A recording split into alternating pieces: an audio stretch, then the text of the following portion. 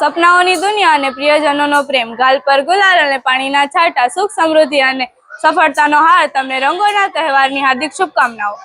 નમસ્તે, હું ભાટુ નિશા અને હું ગહેર ઈશા। અમારા પુરુષાર્થ પરિવાર વતી આપ સૌને હોળી અને ધૂળેટીના હાર્દિક પર્વની ખૂબ ખૂબ શુભકામનાઓ। આપણા વિસ્તારમાં બડા ડુંગર પર દર વર્ષે કાનમેળાની હોળીનું ભવ્ય આયોજન કરવામાં આવે છે। આ વર્ષે પણ તારીખ 2 માર્ચ 2026ના રોજ કાનમેળાની હોળીનું ભવ્ય આયોજન કરવામાં આવ્યું છે। જ્યારે બડા ડુંગર પર આ હોળી પ્રગટાવવામાં આવે છે, ત્યારબાદ જ તેના પંથક ગામડાઓમાં હોળી પ્રગટે છે। આ હોળીમાં કોઈ પણ પ્રકારના લાકડાઓ અને છાણાઓનો જ ઉપયોગ કરવામાં આવે છે। કોઈ પણ પ્રકારના કચરાઓ કે પ્લાસ્ટિકનો ઉપયોગ કરવામાં આવતો નથી। હિન્દુ સંપ્રદાયના લોકો પોતાના 1 વર્ષના બાળકની હોળીનું આયોજન ખૂબ ધામધૂમથી કરે છે। તેમાં મામા પોતાના ભાણેજને તેડી અને હોળીની પ્રદક્ષિણા કરે છે, જેમાં નારિયેળ અને ધાણી હોમી અને તેની પૂજા પણ કરવામાં આવે છે। વસંત ઋતુના પ્રારંભનો તહેવાર એટલે કે હોળી અને ધૂળેટી, જેમાં આપણા વિસ્તારમાં હોળી ધૂળેટીનું મહત્વ ખૂબ વધી રહ્યું છે।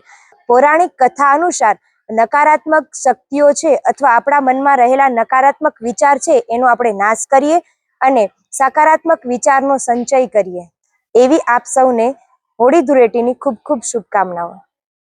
શિયાળાની ઋતુનો અંત અને ઉનાળાની ઋતુઓની શરૂઆત, બંને ઋતુઓની વચ્ચે આવતો એક પવિત્ર તહેવાર એટલે કે હોળી અને ધૂળેટી।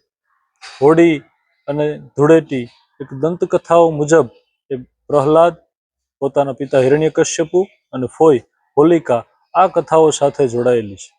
હિન્દુ ધર્મમાં હોળીનું અને ધૂળેટીનું ખૂબ જ વધારે મહત્વ છે।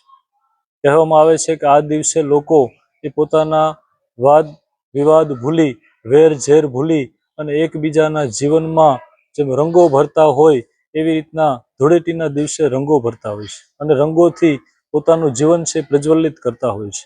હોળીના દિવસે રાત્રે હોલિકા દહન કરવામાં આવે છે।